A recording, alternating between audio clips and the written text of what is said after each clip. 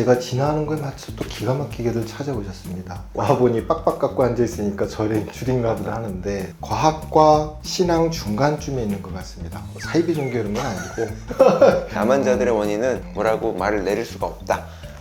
안녕하세요. 닥터조의 건강이야기 조한경입니다. 제가 좋아하는 선생님들이 되게 많고 친한 선생님들도 많은데 어혜영 선생님 제가 각별히 좋아하고 존경해서 같이 말씀 나눠보려고 카메라를 켰습니다. 선생님 잘 지내셨어요? 반갑습니다. 반갑습니다.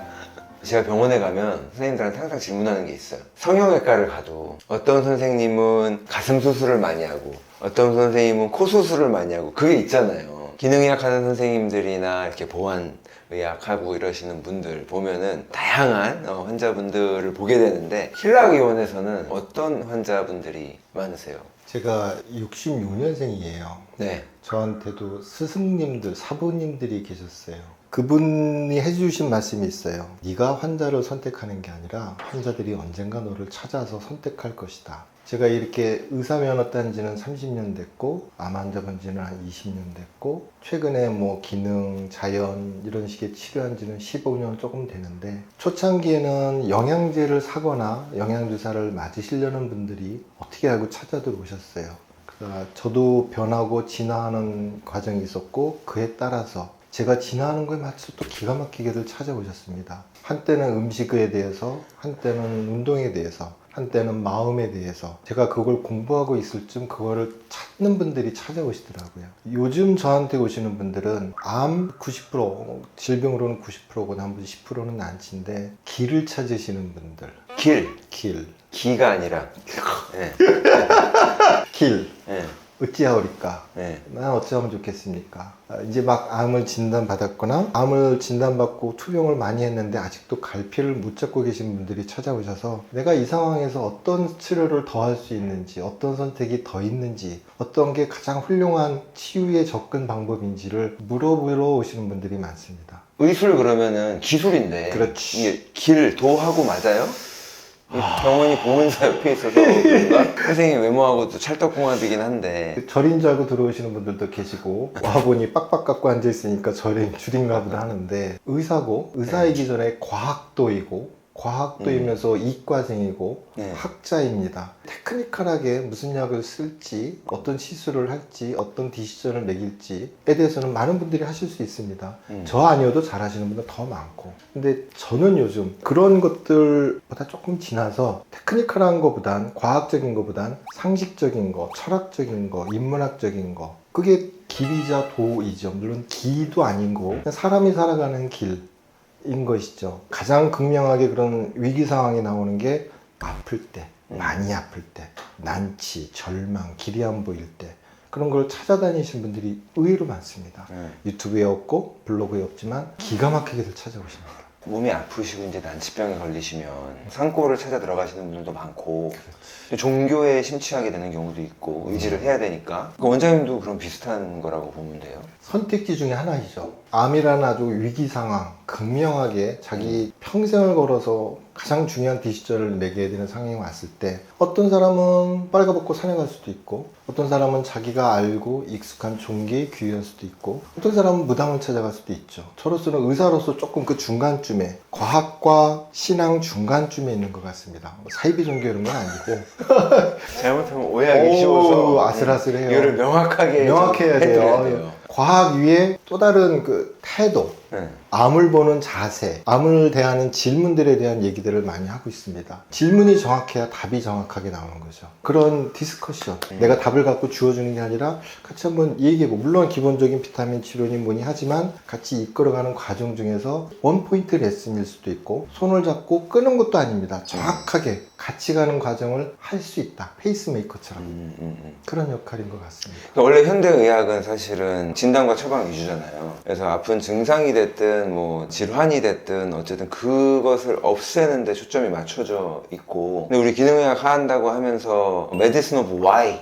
그래가지고 이 원인에 대해서 조금 따져보는 그런 노력을 조금 더 기울인단 말이죠. 왜냐면은 갑상선이 됐든 당뇨가 됐든 현대약은 다 사실 원인은 알 수 없으나 유전적 뭐가 있고 환경적 이렇게 나오잖아요. 알 수 없으나 항상 먼저 나오고. 근데 그럼에도 불구하고 거기서 이 사람의 경우는 가장 큰 동기가 됐을 것이 기여를 했을 것이다 라고 하는 거를 찾기 위해서 노력하는 건데, 그게 장 문제가 됐든 부신 문제가 됐든 뭐 스트레스 코르티졸이 됐든 인슐린이 됐든 그런 걸 찾아보잖아요. 선생님도 암 환자분들을 진료하면서 수액을 주고 비타민 주사 이런 거는 그냥 기술적인 부분이고 도움을 주는 부분이고, 환자분들의 원포인트 레슨 그리고 길을 찾는다고 했잖아요. 그러면 그럴 때 선생님이 보실 때 암 환자분들을 많이 본 입장에서 암 환자분들이 공통적으로 원인이라고 짚을 만한 것들이 있나요? 아니면 여전히 미지의 병이라서 정말 다양해서 그거를 통계화하거나 일반화할 수 없다, 암 환자들의 원인은 뭐라고 말을 내릴 수가 없다? 암의 원인을 알아야 거기에 상응하는 적절한 치유법을 찾을 수가 있겠죠. 제가 86학번이라고 말씀드렸습니다. 86년도에 배울 때는 암은 유전병이라고 배웠습니다. 암 유전자가 있어서 그 있으면 암이 돼. 근데 그게 바뀌었죠. 80년대, 90년대 바뀌면서 유전자만이 아니라 후천학적인 어떤 생활 습관이라든가 잘못된 오염이라든가 독성 물질이 있으면 그게 암 유전자가 발현될 수도 있고 그 반대로 억압될 수도 있다.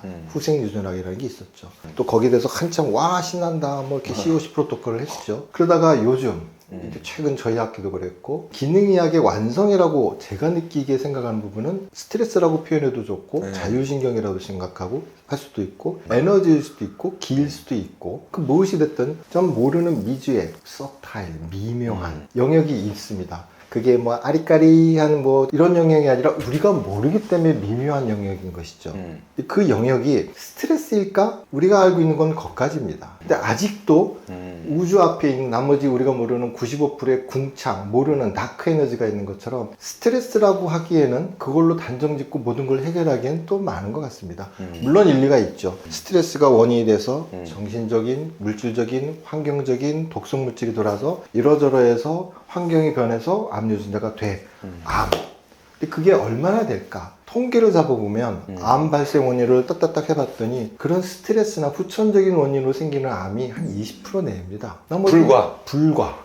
나머지 3분의 1, 2는 표현을 잘해야 됩니다. 잘 모른다 또는 랜덤 무작이다, 오류다. 아 정말 무작인 거네요? 아우 논문이 있습니다. 훌륭합니다. 그럼 그 영역이 스트레스일까? 정신일까? 그것도 아닙니다.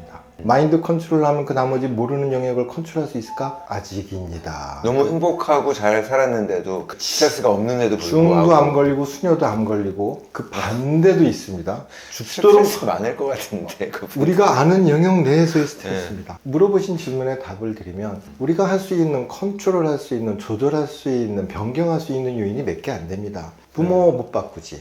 환경은 바꿀 수 있지. 그리고 환경에 대응하는 나는 바꿀 수 있잖아요. 스트레서가 있을 때 그 스트레스 리액션 하는 나는 내가 스스로 바꿀 수 있잖아요. 그게 도지. 쉽지 않아. 어려워. 사실은 그게 유일하게 가능한 건데 환경을 못 바꾸니. 근데 그게 더 어려운 것 같기도 해요. 어떻게 보면 차라리 환경이 바뀌는 게 쉬워.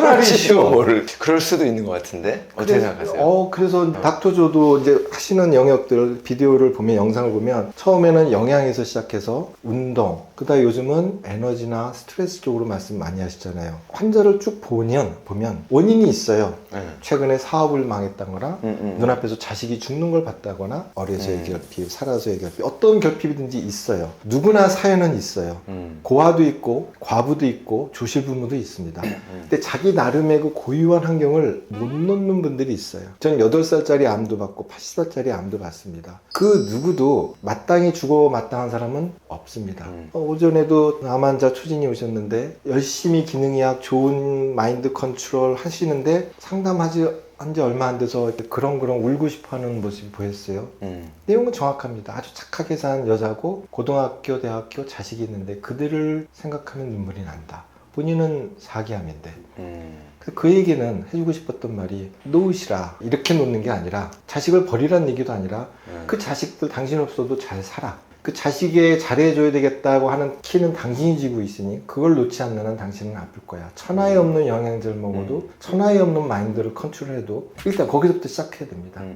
부모 자식도 버리고 이 몸도 버려야 되는데 이러다 보면 이제 도예기가 되는 거고 애매해지긴 하나 기본적으로 과학적으로는 스트레스에 대항하는 나를 바꾸는 작업. 내가 왜 이렇게 왔는가 보는 거. 집착, 결핍, 욕심. 욕심. 근데 스트레스는 맞는 거 아니냐고요. 맞죠. 20%라는 눈물은 뭐냐고.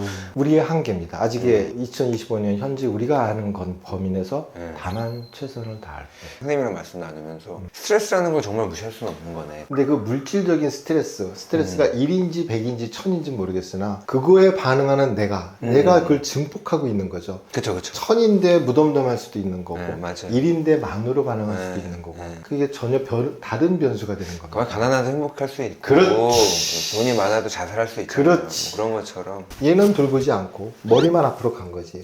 괜찮을 거야 괜찮을 거야. 얘가 아프다고 피곤하다고 말을 해도 이게 보컬로 얘기하는 게 아니라 몸으로 얘기했음에도 불구하고 얘는 무시했겠지. 괜찮아 좀 더 가자 조금만 더 가면 돼. 어느 순간 얘가 아프기 시작해요. 탈이 나기도 하고 쓰러지기도 하고 그거는 첫 번째 사인이에요. 그래도 얘를 돌보지 않고 무시하면 진짜 큰 공격을 하죠. 그게 암, 만성, 난치병, 피부병, 우울증, 자살.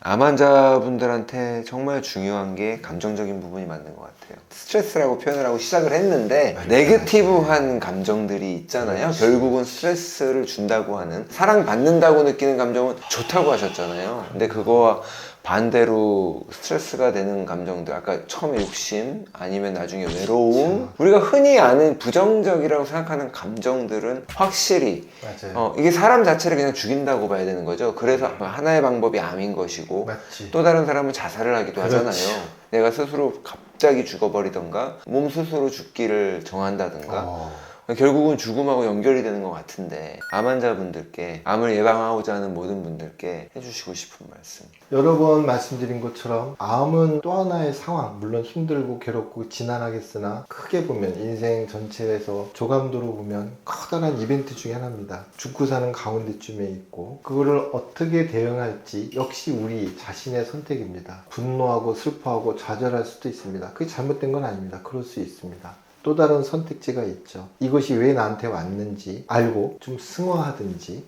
행복할 수 있는 방법을 찾는 것도 또 다른 선택 중에 하나입니다. 용서하란 말을 옛날에 들었을 때 자기한테 정말 죽을 만큼 힘든 일을 했었던 사람을 용서하란 살인자를 용서하란 말을 들었을 때 전 납득이 안 됐습니다. 어떻게 그럴 수 있지? 응징해야지, 처벌해야지, 단정해야지. 근데 용서해야 그 다음 것이 풀리는 게 확실합니다. 그건 정말 이빨린 소리지만 자신을 위해서 용서해야 됩니다. 용서했을 때 흘러넘치는 것들이 있습니다. 받아들여진. 그렇지 않아도 되지만 그러면 또 다른 상황이 열립니다. 그렇게도 용서 안 하고 집착하고 움켜쥐고 미워하고 증오하고 하면 거기에는 또 다른 길로 가는 거죠. 계속 그 길로 갈 수밖에 없습니다. 용서하면 풀리고 근육이 풀리듯이 마음이 풀리고 에너지가 돌고 상황이 바뀝니다. 전 종교가 없는데도 자꾸 이렇게 가네요. 어쩔 수가 없네요. 제가 본 분 중에 누구보다 그 종교의 가능성이 큰 분이에요. 교주?